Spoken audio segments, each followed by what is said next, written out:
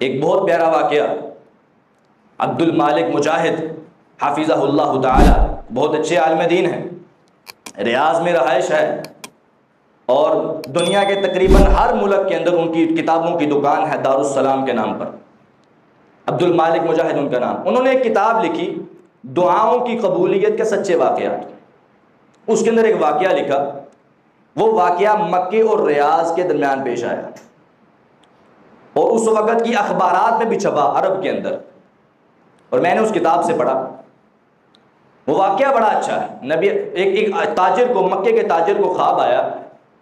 خواب کے اندر اس کو کہا جا رہا ہے، آسمان سے آواز آ رہی ہے کہ یہ فلاں بندہ ہے، یہ اس کا نام ہے، یہ اس کا فون نمبر ہے، اس بندے کو کال کرو، اس کو عمرہ کرواؤ۔ میری اور آپ کی حالت یہ ہے کہ جیتے جاگتے اگر کوئی ہمیں فون نمبر بتائے تو 5 منٹ بعد ہم بھول جاتے ہیں، لیکن اس کو صبح ہوئی، اس کو نمبر بھی یاد تھا، نام بھی یاد تھا، لیکن کاروباری آدمی تھا، تاجر تھا، بھول گیا، اپنے کام میں مصروف ہو گیا۔ چند دن گزرے، دوبارہ خواب آیا، تمہیں کہا اس کو عمرہ کرواؤ۔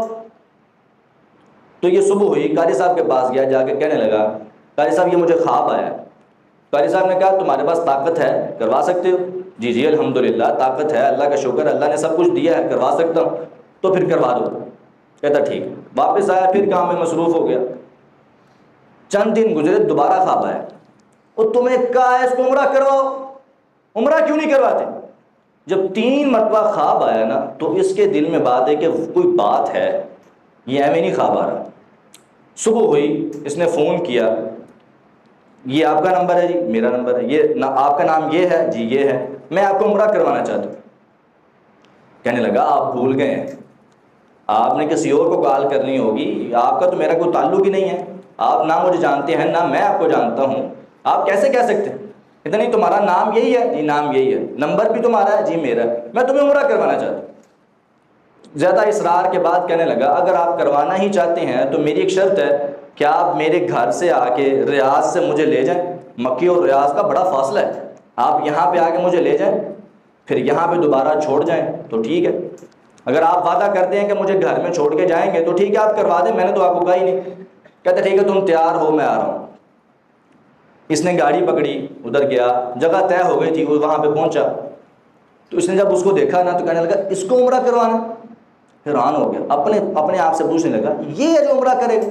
اس نے سوچا ہوگا لمبی داڑھی ہوگی، سفید رنگ ہوگا، ماتھے پہ محراب ہوگا، نمازی ہوگا، دعائیں کرتا ہوگا، تو پھر خواب ہے؟ ایسی کوئی بات نہیں تھی، عام سا انسان تھا، اور کبھی کبھار نمازوں میں بھی سستی کر جاتا۔ اس نے کہا تمہیں عمرہ کروں؟ کہتا جی میں۔ کہتا ٹھیک ہے بیٹھو۔ اس کو لے کے گیا، جب ادھر پہنچا تو ایک بندہ مومن جس کی حسرتیں ہوں، جب اس کی پہلی نظر بیت اللہ پہ پڑتی ہے تو اللہ کی قسم بے اختیار آنکھوں سے آنسو آتے ہیں، یا رب یہ میرے جیسا انسان ایسی جگہ پہ کھڑا ہے جہاں پہ ہمیشہ تیری رحمت برستی ہے۔ انسان کی آنکھوں سے بے اختیار آنسو آتے ہیں۔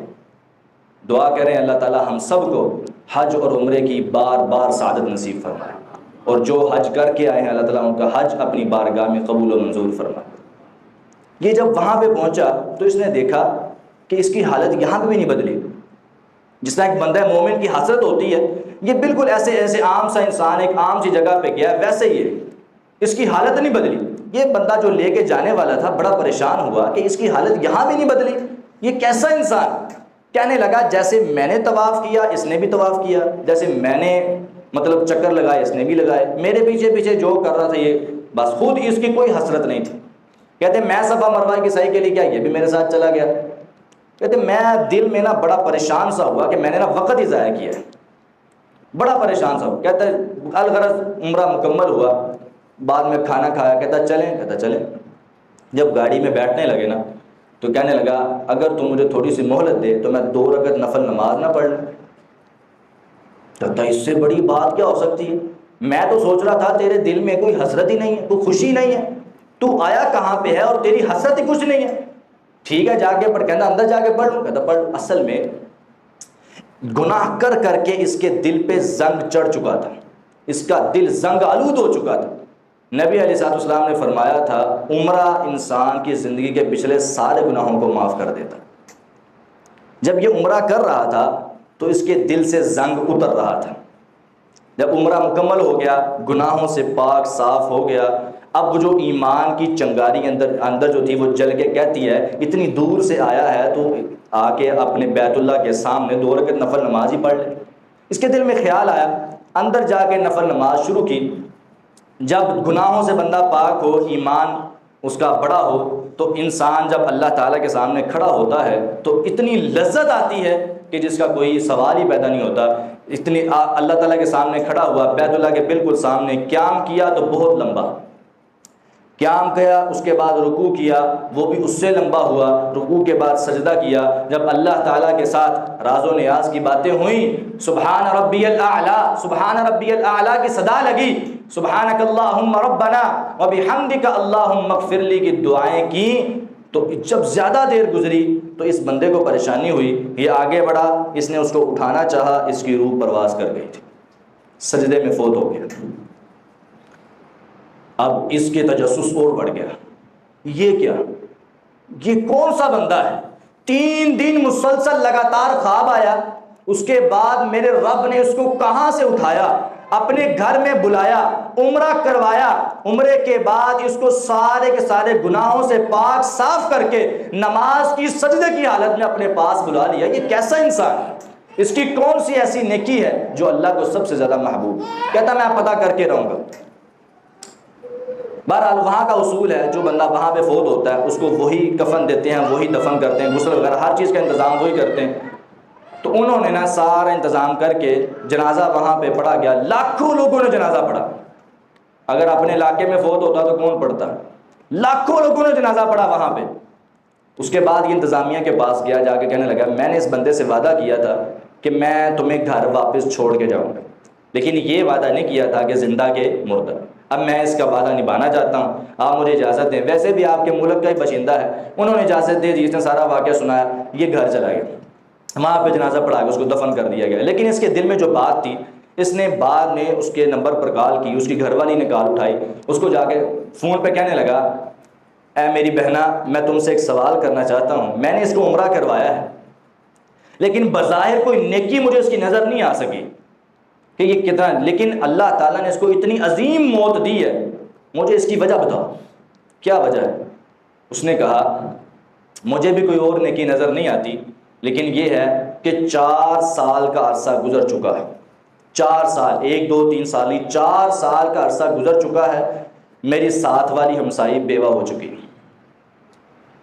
لیکن پورے 4 سال کے عرصے میں کبھی ایسا نہیں ہوا کہ یہ انسان اپنے گھر آیا ہو، اس کے ایک ہاتھ میں شاپر ہو، کوئی چیز ہو، دوسرا ہاتھ خالی ہو.